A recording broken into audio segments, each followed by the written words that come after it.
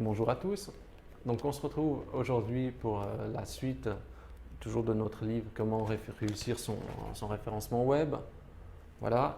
Et on va voir deux petits chapitres cette semaine, à commencer par donc, le SMO, donc Social Media Optimisation, qui concerne en fait les réseaux sociaux tout simplement.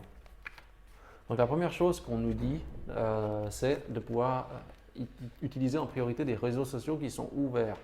Ça veut dire des réseaux sociaux sur lesquels on peut accéder sans compte, sans se loguer, où les liens sont directement visibles et sur lesquels vous pourriez partager vos pages de manière à ce que celles soient accessibles par l'ensemble du web. Ça veut dire typiquement que pour par exemple des Twitter, des Facebook, etc., c'est pas ça qui serait intéressant. Il faudrait le publier sur par exemple des réseaux sociaux comme par exemple Dig. Vous allez vous poster votre lien et puis après les gens ils peuvent le partager, le liker ou le descendre et ajouter des commentaires. Ce genre de réseaux sociaux est assez, ce type de réseau social est assez rare en fait dans le monde du francophone et c'est plutôt du côté anglophone où on en trouve le plus, quoi. Donc je pense que même si l'idée est plutôt intéressante, puisque finalement le but c'est d'avoir des liens ancrés dans les réseaux sociaux, puis que Google puisse les parcourir comme ça de manière ouverte. Mais là je vois difficilement sur lesquels on pourrait poster si on a une personne du type francophone.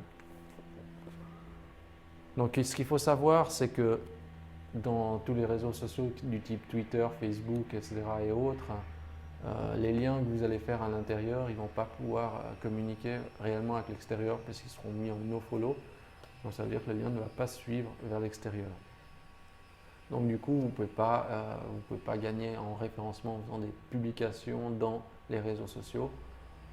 Même si, on va dire, Google va tenir compte au niveau des partages, c'est-à-dire plus vous partagez, plus votre lien sera partagé, plus Google pourra prendre en compte le fait que le lien qui a été partagé a capté l'attention des utilisateurs et que par conséquent, le site destination mérite un bon positionnement. Mais dans les réseaux sociaux, on va dire, que ce soit du type, par exemple, si on prend le cas de Facebook,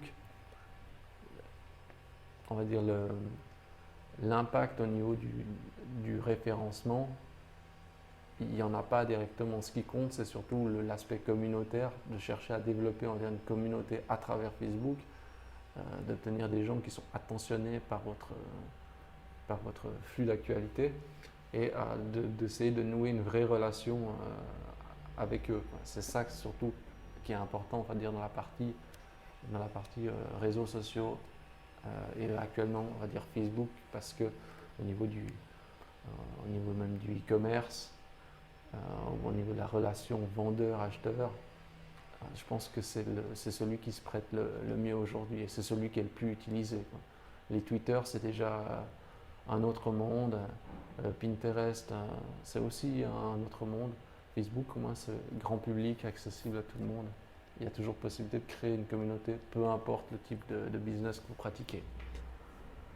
On nous parle aussi de Google+, et qu'il faudrait l'utiliser. Donc Google+, on va dire qu'aujourd'hui, pour faire court, ça reste quand même utilisé par une communauté de pure geeks. Parce que si vous n'êtes pas dans le milieu du web et que vous posez la question à quelqu'un, vous leur demandez est-ce que tu as une page Google+, il y a forte chance qu'ils vont vous dire c'est quoi Google+, ou j'ai pas de page Google+. Moi-même de mon côté, j'en ai fait une. Je ne l'alimente pas spécialement parce qu'il n'y a pas vraiment une communauté derrière de gens qui sont à l'attente en fait, de ce réseau social. Ça, je pense que ce qu'il faut retenir, c'est que Google+, il est étroitement lié à Google. Donc il y a un intérêt à l'utiliser en se mettant dans la tête finalement que tout ce qui va passer par Google+, Google va s'en servir de ces informations pour mieux valoriser ses pages. Mais je pense qu'au niveau, pour avoir une véritable communauté Google+, ça me semble un petit peu précipité aujourd'hui. Par contre, ce qu'on peut voir, c'est, je vais trouver la capture. Là, il donnait un exemple qu'il y avait un contenu qui avait été partagé sur Google+. Il y avait une page sur un compte Google+, et ils l'ont retiré. Et quand ils ont retiré la page du compte Google+, ça s'est effondré en fait en termes de trafic. Donc ça se passe ici. Donc la grande question, c'est est-ce qu'il faut avoir un compte Google+, parce que ça amène beaucoup de visibilité. À mon avis, même si ce cas démontre que ça a eu un impact sur le trafic, je pense que si vous l'utilisez pour une méthode vraiment simple, c'est la suivante, ça veut dire vous avez votre site, vous avez votre flux d'informations, un flux d'actualité, idéalement un blog, vous le partagez automatiquement sur tous les réseaux sociaux, Facebook, Twitter, LinkedIn et puis par exemple Google+, vous partagez sur ces 4 emplacements. Mais je pense que dans l'optique de Google, Google n'a pas forcément envie après, je ne sais pas, je prends à long terme, donc dans 5 ans, dans 10 ans, le but c'est pas d'avoir une page, de la partager partout où on peut, en s'imaginant que cela va être plus valorisé que tout le reste. C'est pas logique. Si par exemple on publiait une page type sur Facebook, une page différente sur Twitter et une page différente sur LinkedIn, je pense que ça aurait plus de valeur. Mais aujourd'hui, la stratégie est la suivante. C'est on fait un contenu, on le partage sur tous les médias possibles. Je pense que c'est la stratégie la plus adoptée aujourd'hui, mais sur le long terme, j'imagine qu'au bout d'un moment, Google va certainement sanctionner ceux qui partageront ça partout, à l'arraché, juste pour tenter d'augmenter la visibilité un maximum, quoi. Donc en conclusion, pour les réseaux sociaux, Facebook, ça reste quand même incontournable. Ça vaut la peine d'y aller pour monter une communauté. Et pour Google+, en termes, je pense, de positionnement, pour mieux positionner, on va dire, ses pages et sa notoriété, il peut y avoir un intérêt. Maintenant, je pense qu'il ne faut pas non plus y passer des heures en optimisation. Le plus simple, c'est justement d'avoir une page Google+, avec de l'auto-post qui se passe dessus, qui récupère votre contenu automatiquement. Et puis d'observer la tendance et de voir comment ça va évoluer en fonction aussi de la demande, du comportement des gens en général. Voilà. Ok, et puis juste voir, il y a encore un petit point que je n'ai pas montré. Alors là, c'est juste un petit tableau qui montrait en fait, quand on partage en fait quand on partage un lien, par exemple Facebook, ou qu'on like ou qu'on met des commentaires, vous voyez ici en fait, dans ce graphique, c'est l'avant-dernière barre ici, l'influence que cela peut avoir en fait au niveau du référencement. Donc ça veut dire que quand au niveau de la partie sociale, les gens ils partagent une page et que Google peut constater que cette page est beaucoup partagée, beaucoup likée, ça va entrer en compte dans son algorithme. Voilà. Donc la méthode de référencement des réseaux sociaux se passe de manière différente d'une page, on va dire, classique, intégrée à un site, que ce soit votre site ou le site de quelqu'un d'autre. Donc c'est ça, c'était uniquement ça, on va dire, pour la partie réseaux sociaux, donc vraiment du basique. Ensuite, on nous parle en fait d'un autre chapitre qui est le suivi du référencement. Et bon, là, je vais être assez catégorique parce que la première partie, ici, on nous parle du suivi du référencement naturel, ce qui est forcément normal puisque c'est le but de ce livre. Mais la remarque que je ferais, c'est avant de suivre le référencement naturel, suivez déjà le référencement payant. Ça veut dire qu'il y a beaucoup de clients qui font déjà du AdWords et ils ne suivent pas forcément leur campagne et la rentabilité de leur campagne. Ça veut dire qu'il faut suivre en termes de conversion si vous récupérez l'investissement que vous faites. Et chez beaucoup de personnes encore, il n'y a pas forcément les outils qui sont mis en place pour diagnostiquer s'ils ont été rentables ou pas une fois qu'ils ont tout compté. Donc une fois que vous avez mis en place justement ces processus pour contrôler votre rentabilité à AdWords, il existe déjà des modules pour PrestaShop, suivi de conversion, etc. Ça vous pouvez rechercher. Une fois que vous avez fait ça, vous pouvez vous attaquer au suivi du référencement naturel pour mesurer votre positionnement par rapport à vos concurrents. Et pour cela, en fait, il existe des outils que je vais vous montrer juste peut-être sur la page, les outils qui ont été recommandés par le livre. Donc vous pouvez les voir la liste là avec le site correspondant. Moi j'en ai retenu deux que je connaissais à l'époque, en tout cas c'était Trélian et puis Yuda C. Urank. Voilà. Excuserez la prononciation en anglais, on sent que j'ai fait ça toute ma vie. Donc, ça c'est le premier élément. Donc, utiliser un outil pour le suivi, mais je dirais que ça reste quand même, c'est pas un élément à mon avis déterminant de suivi du référencement naturel, parce que, on va dire pour une petite PME aujourd'hui, ils n'ont pas le temps de faire un suivi des mots-clés pour savoir sur lesquels termes ils se positionnent le mieux. Ils veulent une rentabilité immédiate et aujourd'hui la plupart c'est du AdWords, du Google Shopping. Donc on paye, on récupère de l'argent sur l'investissement direct et pas on fait de l'analyse, etc. Même si effectivement ça serait, je pense, une piste idéale à suivre pour garantir un bon positionnement pour l'avenir et le long terme. Et c'est aussi, je pense, un travail que ça sera plutôt une agence référencement qui va le faire, le suivi de positionnement des mots-clés par rapport à la concurrence. Ensuite, on nous parle de Google Analytics. Bon, ça, quasiment tout le monde est équipé, mais il y a encore beaucoup de marchands qui n'ont pas Google Analytics et qui se servent, par exemple, des statistiques de PrestaShop dans leur back-office.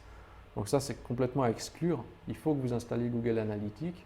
Pour cela, rien de plus simple, vous créez votre compte Gmail, ensuite vous allez sur Analytics, vous vous inscrivez, on vous donne un code de suivi que vous reportez dans le module Google Analytics de PrestaShop. Ensuite, ça vous permettra de faire un suivi complet du trafic qui se déploie sur votre site.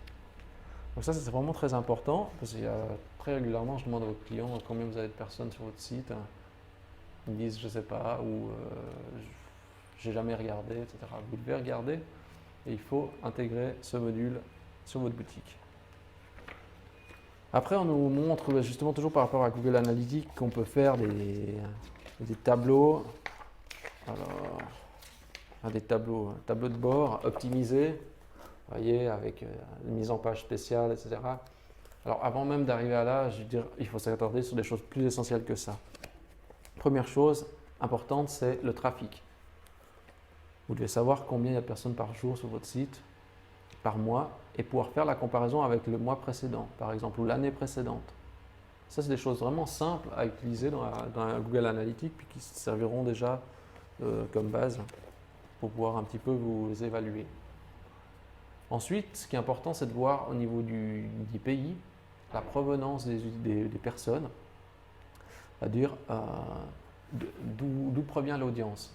Typiquement en Suisse, le problème qu'on a, surtout en Suisse romande, c'est que quand on fait les pages sont beaucoup consultées par des Français, alors que les Français ne vont pas acheter sur un site suisse parce que les frais de port sont trop élevés. Du coup, vous avez peut-être 60% ou 70% du trafic qui part à la poubelle. Et ça, il faut pouvoir rentrer en compte aussi dans votre calcul. Parce que si vous regardez, je ne sais pas, vous dites « Ah mais je ne comprends pas, j'ai 200 personnes, il n'y a personne qui m'achète quelque chose sur mon site. » Finalement, si vous regardez mieux, vous avez finalement que, par exemple, 60 personnes, parce que vous n'avez que 60 Suisses qui viendront sur votre site. Et le reste, par exemple, c'est que des Français. Et ces Français n'achèteront pas pour des raisons de frais de port trop élevés ou parce qu'ils vont acheter dans leur pays. Donc ça, c'est important dessus, c'est au niveau du pays. De regarder aussi justement le support utilisé, même s'il n'y a pas de miracle aujourd'hui que la tablette et le mobile sont largement utilisés plus que l'ordinateur classique. Mais c'est important de suivre justement le type de support aussi pour vous faire une idée, de dire ah oui tiens, il faudra que j'optimise ma version tablette ou mobile de manière à pouvoir bien répondre aux attentes des visiteurs. Aussi de consulter, important c'est de voir les pages les plus vues de votre site. Parce que si, par exemple, je sais pas, vous avez une boutique d'appareils photo et puis vous vendez des appareils photo numériques, etc., des trépieds, ce genre de choses, vous apercevez que les personnes qui consultent le plus, c'est les trépieds et pas forcément l'appareil photo, ou bien peut-être même les cartes SD ou les accessoires, vous allez vous poser la question, tiens, il faut que je mette peut-être plus en avant les trépieds et que je fasse plus de mise en valeur de ces produits-là, parce que c'est ce qui est le plus recherché aujourd'hui chez moi. Donc ça vous permet d'orienter aussi un petit peu mieux votre approche vis-à-vis de vos clients. c'est ça. Ensuite, on nous parle aussi des no provided, donc ça veut dire que les gens, en fait, quand ils atterrissent sur votre site, ils tapent un mot-clé, puis après, en fonction de ce mot-clé, ils trouvent votre site, et puis ils cliquent dessus, et ils atterrissent en fait dans votre site. Ensuite, vous pouvez normalement, depuis Google Analytics, savoir qu'est-ce qui a conduit à cette page. Donc, quelle est la requête que la personne a mis pour arriver à la page concernée. Et ce qui se passe, c'est que maintenant, on a ce problème, on ne peut pas forcément tout le temps identifier ce que la personne avait tapé au préalable. Pourquoi? Parce que, bon, comme le montre ce petit schéma, quand l'utilisateur est connecté avec son compte Gmail, eh bien, la requête passe en HTTPS et ensuite, pour une raison X ou Y, eh bien, la requête n'est pas identifiée après dans Google Analytics. Donc du coup, vous avez not provided et vous ne pouvez pas savoir ce que la personne avait tapé comme recherche pour arriver dessus. Et du coup, vous pouvez avoir des 15 à 50% de requêtes de ce genre. Donc ce n'est pas un bug, ce n'est pas grave, il n'y a pas un virus. Mais là, c'est un problème lié à Google. Donc je le soulève parce qu'il est mentionné dans ce chapitre. Ensuite, on parle de Google Webmaster.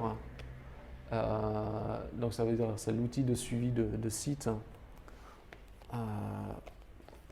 Ça veut dire, vous voyez, là je vous montre juste une petite capture pour ceux qui ne savent pas ce que c'est. Donc Google Webmaster Tool. À quoi sert cet outil? Donc il est gratuit de nouveau. Il faut simplement créer un compte Gmail et puis ensuite saisir l'adresse de votre site.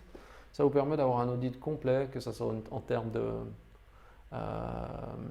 au niveau justement de la gestion des sitemaps, la connectivité avec le serveur, s'il y a beaucoup d'erreurs 301, si le crawl des pages il se passe correctement. Il y a vraiment un paquet d'informations et j'ai envie de dire c'est comme un peu le docteur de votre site. S'il y a un problème, vous allez là-dedans, vous regardez, il vous fera tout de suite un diagnostic.